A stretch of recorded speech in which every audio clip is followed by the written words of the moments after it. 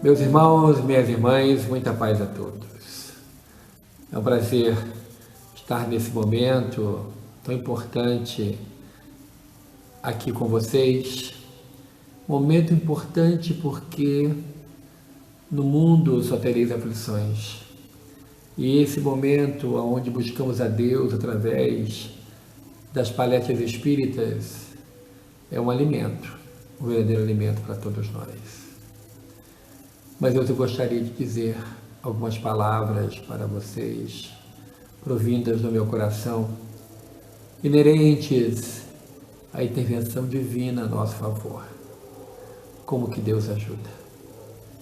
E vou iniciar lembrando de uma pintura que eu gosto muito, um quadro pintado por um artista francês que representou a figura lendária de Joana d'Arc, sendo advertida pelo mentor dela espiritual, o Arcanjo Miguel, quando ela estava na campanha da libertação da França. O quadro tem um nome que particularmente eu não concordo, você pode depois buscar lá no Google Imagens, Olhos Arregalados. Na verdade, eu iria colocar o nome Advertência Divina, porque o Arcanjo Miguel, flutuando ao lado dela, Joana, lhe advertindo pela clara audiência, ou seja, pela possibilidade que tem o médium de ouvir espíritos, sobre um fato ocorrido ou que deveria ela tomar providências naquilo que foi a campanha para terminar com a Guerra dos 100 Anos entre a Inglaterra e a França. É um exemplo clássico de como que Deus nos socorre. No Evangelho existe a passagem: nunca te deixarei, nunca te desampararei. E é sobre isso que nós gostaríamos de trazer algumas reflexões nesse momento tão importante, que é o momento de pensar nas coisas lá do alto, como nos ensina Paulo de Tarso também. No Evangelho existe a passagem quando José é advertido no sonho pelo anjo ou arcanjo Gabriel de que ele deveria levar o seu filho recém-nascido, Jesus, com a sua esposa Maria, para o Egito, porque haveria uma perseguição que foi levada a efeito por Herodes, porque ele ficou sabendo que havia nascido o rei dos judeus. Então ele determinou a matança dos inocentes, aonde crianças até 3 anos de idade, e foram centenas que foram mortos em seu reino. Mas teve a advertência do arcanjo Gabriel, que apareceu em sonho e fez com que ele acordasse, arrumasse as suas coisas e empreendesse uma viagem para o Egito.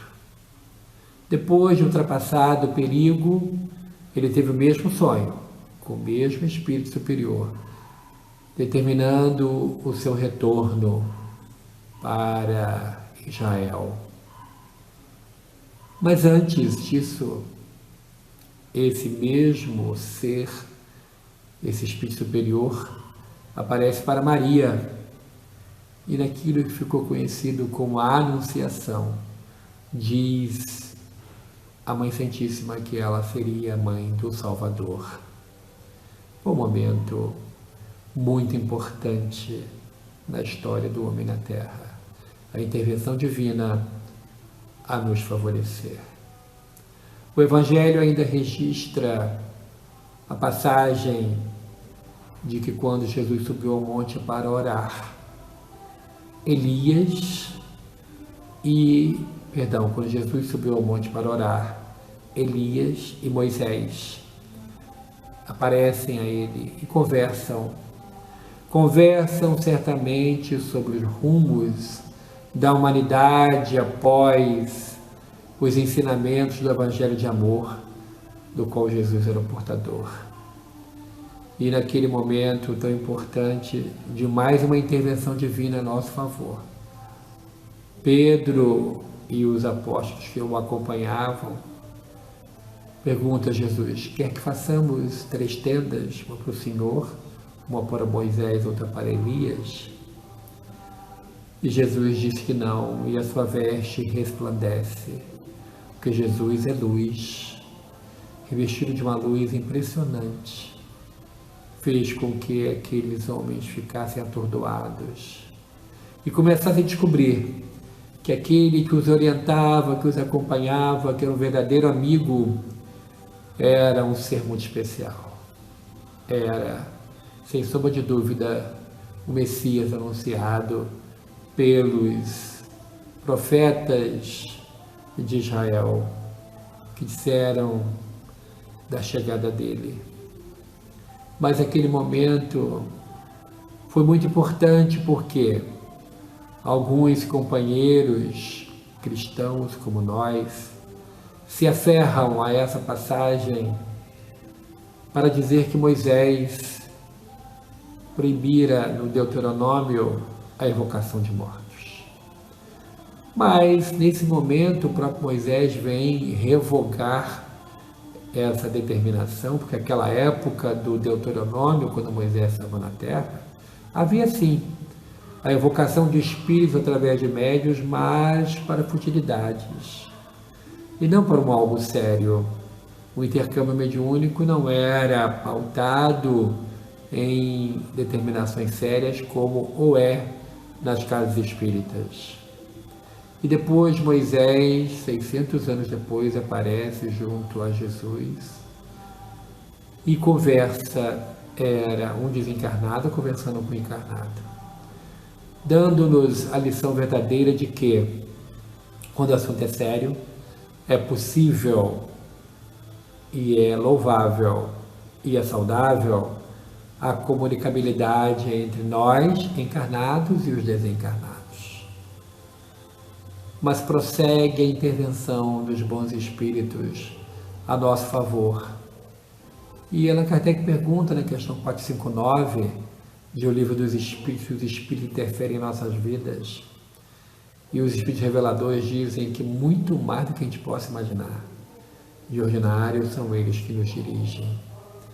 Allan Kardec pergunta também em O Livro dos Espíritos sobre a função do anjo guardião e faz diversas perguntas aos espíritos reveladores. E eles dizem, por exemplo, na questão 500, de que quando Allan Kardec pergunta se era possível ao homem na Terra chegar a um estágio aonde não haveria necessidade mais da presença do anjo guardião ao seu lado, e os espíritos reveladores dizem que haveria esse momento aonde o homem não iria precisar mais, porque assim como um estudante já teria atingido um grau de conhecimento de tal maneira de que ele estaria dispensado dessa presença, dessa intervenção divina favorável a ele, um espírito bem superior a nós, como anjo de guarda, a nos auxiliar. Mas ao final, os espíritos reveladores dão uma notícia que é para a gente meditar e dizem: tal fato não ocorre na Terra. Ou seja, nós que vivemos nesse planeta precisamos muito e muito ainda do auxílio dos espíritos amigos. Quando nós voltamos à Terra, através do planejamento reencarnatório, muitos amigos espirituais participam da organização de nossa viagem, da nossa vinda à Terra. Muitos, que nós nem sabemos o nome, ficam do outro lado da vida no mundo espiritual, torcendo pelo nosso sucesso, tendo a certeza de que nós vamos empreender essa grande viagem que é a reencarnação de maneira vitoriosa. E ficam por perto, sempre por perto, a nos socorrer e nos ajudar.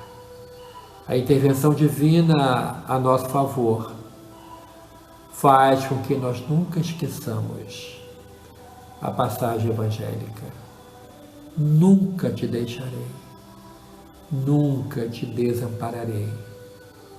Então a promessa divina, ela é realizada dia após dia, pois se Jesus nos disse: olhai as aves no céu, que não plantam, não ceifam, não colhem, mas o nosso Pai as alimenta todo dia. E Jesus pergunta: será que vocês não são mais importantes perante os olhos do Pai do céu do que as aves? Então Deus nos socorre sempre. O socorro divino vem a toda hora, a todo momento. Um grande amigo que já está no mundo espiritual, Augusto Marques, foi fundador do Centro Espírita Ivone do Amaral Pereira, na cidade onde ela nasceu, Rio das Flores, no Médio Paraíba Fluminense, no centro-sul do estado do Rio de Janeiro, a pouquíssimos quilômetros da fronteira do estado do Rio de Janeiro com Minas Gerais. Era um distrito da cidade de Valença e que há alguns anos já é emancipado, então chama-se município de Rio das Flores. Ali naquele município onde nasceu em 24 de dezembro do ano de 1900 a Dona Ivone do Amaral Pereira, Augusto Marques fundou, construiu com os próprios recursos, com a ajuda de amigos, um centro espírita na Rua dos Ingleses, melhor, no bairro dos Ingleses, uma cidade pequenina, muito pequenina, que é Rio das Flores, aprazível, um clima muito delicioso, é uma região de uns 500 metros de altitude, então é uma região muito aprazível, com montanhas, e ali o Augusto criou esse centro, construiu, por gratidão a Dona Ivone do Amaral Pereira, que ajudou, segundo ele conta no livro que ele escreveu, O Voo de uma Alma, onde ele conta a história da relação dele com a Dona Ivone, e conta também passagem da vida de Dona Ivone Pereira. Ele conta que construiu o Centro Ivone do Amaral Pereira por gratidão a Dona Ivone ter ajudado a sua esposa, Diva, ainda encarnada nos dias de hoje, a se curar de um processo obsessivo muito grave. E por gratidão, a mesma gratidão que fez com que um dos leprosos, dos 11 leprosos curados, só um voltasse para agradecer a Jesus, o mesmo sentimento de gratidão envolveu o meu querido amigo Augusto Marques, e ele construiu o Centro Espírita Ivone do Amaral Pereira. Nesse livro, O Voo de uma Alma, ele conta uma história verídica muito interessante de um fato ocorrido na década de 80 do século passado, quando um senhor com mulher e 2 filhos vivia no interior do estado de Pernambuco e numa situação de uma pobreza extrema, mas ele com recursos intelectuais que lhe facultavam a possibilidade de uma colocação no mercado de trabalho, recebeu uma carta, como ele havia expedido currículos, recebeu uma carta de uma empresa convocando-o para uma entrevista.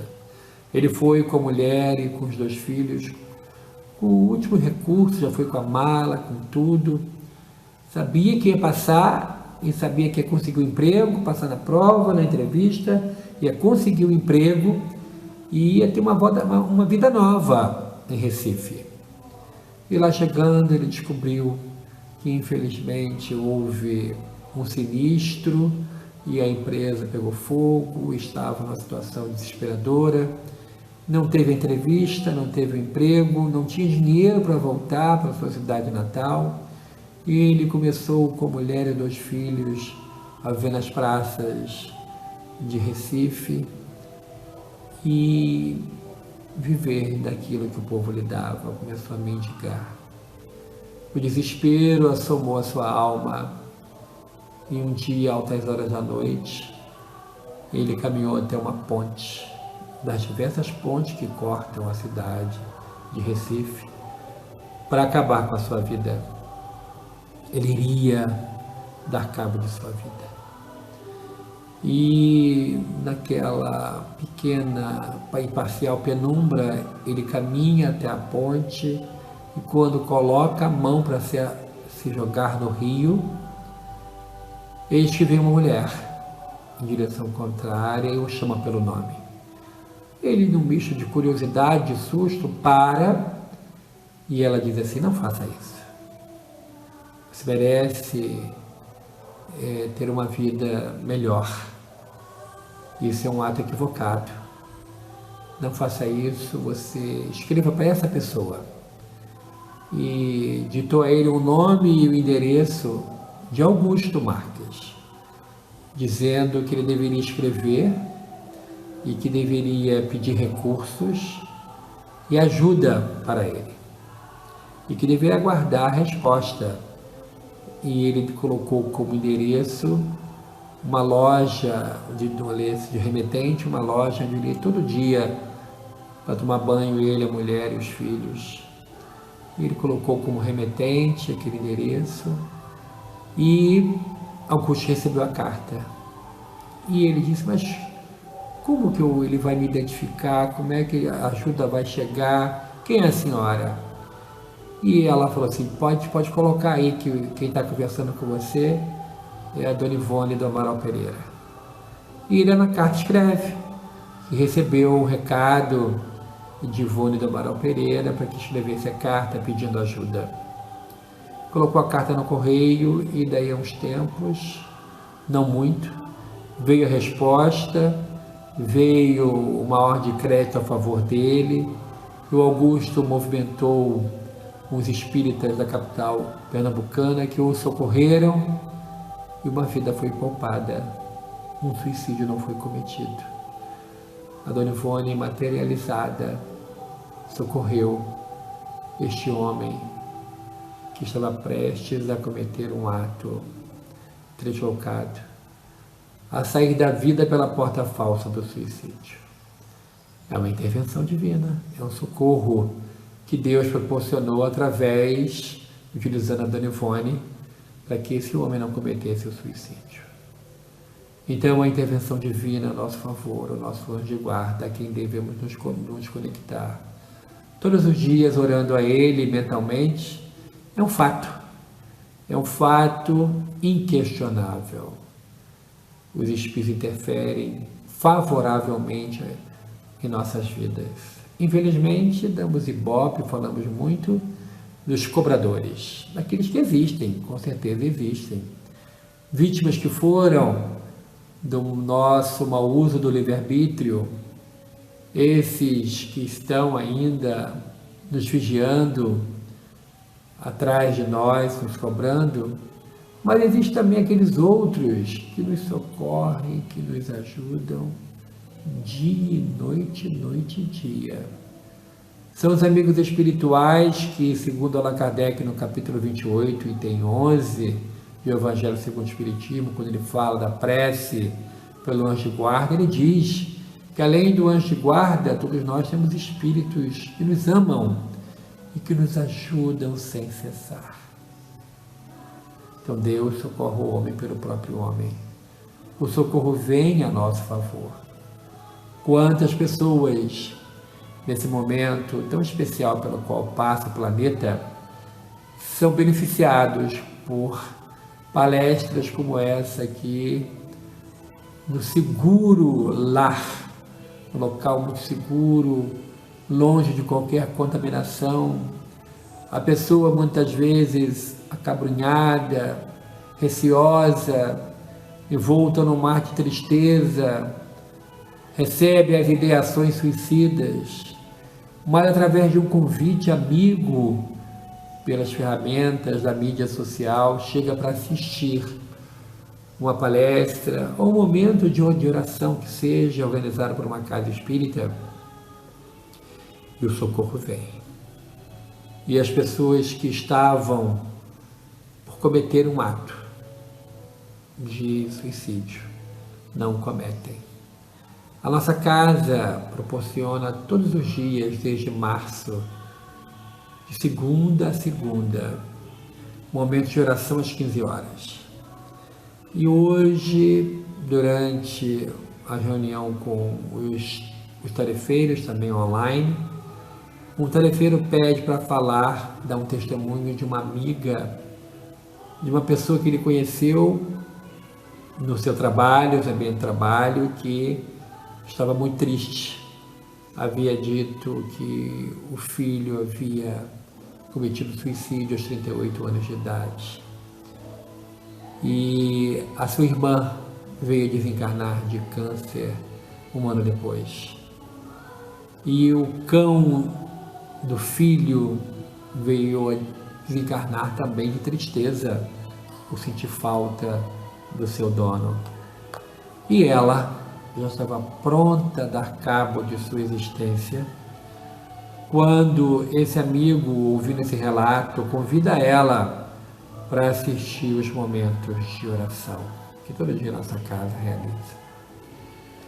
E ela, passados já uns 3 meses assistindo, relata a ele que esse momento onde ela se liga a Deus todos os dias, orando junto com os companheiros espíritas, ela se recuperou, encontrou a razão para viver, encontrou forças, encontrou bom ânimo com esses momentos aonde o movimento espírita não se fez de rogado e prontamente se organizou para continuar o socorro, para continuar a levar a palavra de consolo aos amigos, a todo o povo que precisa de ajuda. E assim como a nossa casa, várias outras estão patrocinando reuniões online, reuniões de divulgação doutrinária, reuniões de tratamento espiritual à distância, reuniões de oração. É a intervenção divina a favorecer as pessoas que passam por provas difíceis. E nesse momento, onde nós passamos por provas e expiações delicadas, é esse ensinamento evangélico que mais uma vez eu trago para a sua reflexão. Nunca te deixarei, nunca te abandonarei. É a certeza de que Deus é amor, de que Deus, através dos amigos espirituais, estão sempre ao nosso lado, nos amparando, nos dando boas orientações. E percebemos que o convite a uma nova postura pós-pandemia é um fato concreto. Se a pandemia trouxe um grande ensinamento, é de que devemos dar a Deus o que é de Deus. Devemos lembrar de nossa essência divina e, com isso, valorizar momentos como esse, onde buscamos ardentemente o endereço de Deus. E o nosso Pai, que é todo amor, que é toda misericórdia, que socorre e ajuda a cada um de nós, em especial nós encarnados, porque nosso Pai sabe a nossa luta que é quando voltamos ao corpo de carne, quando passamos por provas difíceis, mas provas que nós não escolhemos no nosso planejamento reencarnatório, mas sabe das nossas dificuldades, o amparo divino vem. O socorro e a misericórdia de Deus nunca nos falta. E aí me lembro nesse momento de Jesus, quando ele nos diz que o Filho do Homem, ele se referia a ele próprio como o Filho do Homem, não tinha uma pedra para descansar a cabeça, valorizando uma pedra. E nós lembramos também de que abençoadas foram aquelas pedras que não foram jogadas na mulher adúltera, pois Jesus, ensinando sobre o perdão incondicional, a libertou de uma morte por pedradas. Abençoada foi aquela pedra que Moisés tocou com seu cajado e dela jorrou água e saciou a sede de todo o povo que estava com ele. Abençoadas são as pedras que nos ajudam a construir uma casa espírita. Uma casa espírita é uma embaixada celestial na Terra. É um local de muito trabalho, aonde nós encontramos o repouso para nossas almas cansadas. Encontramos momentos de estudo onde vamos falar de nossa essência divina, vamos falar de nossa vida espiritual, vamos ter a certeza de que a morte não existe, vamos entender sobre os mecanismos da mediunidade, vamos entender como é importante empreender a nossa mudança íntima, buscando ardentemente um homem novo. Vamos aprender lições que o mundo aí fora não tem capacidade para entender. E o prédio aonde se reúne a Irmandade, os irmãos espíritas, esse prédio muitas vezes é construído. Existem prédios que não são alugados, que são construídos para serem sedes de centros espíritas, como a Casa Espírita do qual eu participo, Casa de Batuíra, em São Gonçalo, no estado do Rio de Janeiro. Eu tive a honra e o prazer de participar da construção do prédio 7, do prédio central, onde funciona o salão de reuniões, e acima tem oficina de trabalho, tem consultório médico. Participei há 30 anos atrás da construção dessa sede e tive possibilidade de ver as pedras que fizeram a sapata, as pedras que foram utilizadas no concreto, as pedras que foram utilizadas na massa para fazer as vigas, as pedras que foram utilizadas para fazer a laje, pedra sobre pedra.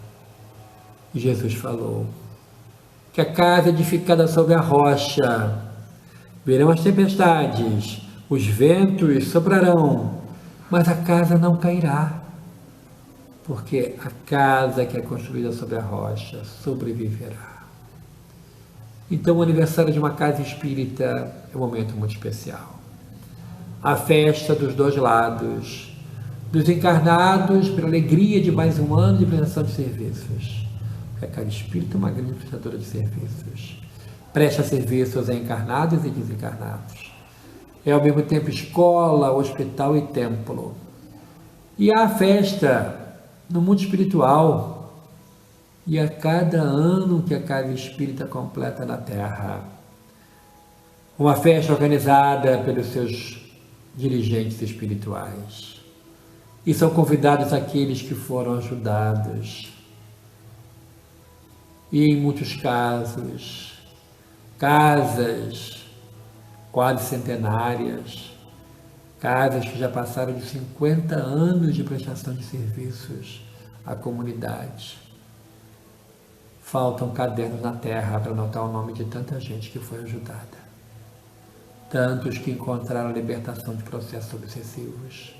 Tantos que encontraram a verdade que liberta. Então é organizada uma festa e são convidados aqueles que foram ajudados e socorridos. É um momento muito especial, o aniversário de uma casa, porque Deus nos dá a honra e a alegria de participar de uma casa espírita, de estar prestando serviços. Então que possamos, meus irmãos, minhas irmãs, superar as nossas dificuldades íntimas, que são inúmeras, mas que possamos deixar brilhar a nossa luz e que possamos ser servos fiéis a Jesus. No trabalho para o qual fomos convidados a executar na casa espírita ao qual estamos vinculados. Que sejamos servidores úteis nas mãos dos benfeitores, dóceis ao seu comando, deixando de lado vaidade, deixando de lado personalismos, deixando de lado qualquer tipo de dificuldade, para que possamos, mesmo que seja com disciplina, e domando o nosso espírito muitas vezes ainda, um tanto quanto rebelde, praticar, ao menos na casa espírita, a solidariedade e a fraternidade, que fará com que sejamos conhecidos por muito nos amarmos. Foi isso que disse Jesus: os meus discípulos serão conhecidos por muitos se amarem. Então vamos deixar o nosso coração ser tocado pela dor daquele que nos procura. Não adoecer junto, mas praticar atos que promovam a saúde mental, a saúde espiritual daquele que veio à casa espírita em busca de socorro. Vamos procurar fazer algo além daquela tarefa que nos foi concedida, que Jesus nos pergunta: que fazer de especial? E de especial, sempre temos algo a mais a fazer. Pegar uma vassoura, arrumar um cômodo, fazer algo de especial, porque quando chegar o momento da nossa prestação de contas, essas pequenas tarefas, esses servicinhos, como nos diz o Espírito Emmanuel numa página do livro Caminho, Verdade e Vida, são esses servicinhos que, somados um a um e realizados com amor puro e verdadeiro, é que servirão como o nosso salvo-conduto, se assim eu posso dizer, que vai facilitar que tenhamos uma boa acolhida no mundo espiritual. Doentes, estropiados de toda ordem, afetados mentalmente por essa pandemia, criaturas necessitando de socorro, de ajuda, de consolo, irão para beber da água pura do Evangelho que lá é servida, da água que Jesus ofereceu à mulher samaritana, da água que mata a sede definitivo. Que possamos, meus irmãos, nesse momento tão importante para todos nós, momento de gratidão do fundo de nossas almas, agradecermos ao Senhor Jesus, aos bons espíritos que nos acompanham, ao nosso anjo de guarda, à querida benfeitora Irmã Dalva, aos benfeitores anônimos, mas que nos socorrem a toda hora e momento, a agradecer, porque a promessa divina está sendo cumprida. Nunca te deixarei, nunca te abandonarei. Que o Senhor Jesus possa nos cobrir com bênçãos de saúde, de paz, de muita harmonia. E a você, meu irmão, minha irmã, que está assistindo no seu doce lar, essa palavra, possa você ser também visitado pelos bons espíritos dirigentes e possa receber a bondade divina em sua casa e toda a sua família ser abençoada hoje e sempre. Muito obrigado e que Deus possa continuar a nos abençoar hoje e sempre. Muita paz a todos. Muito obrigado.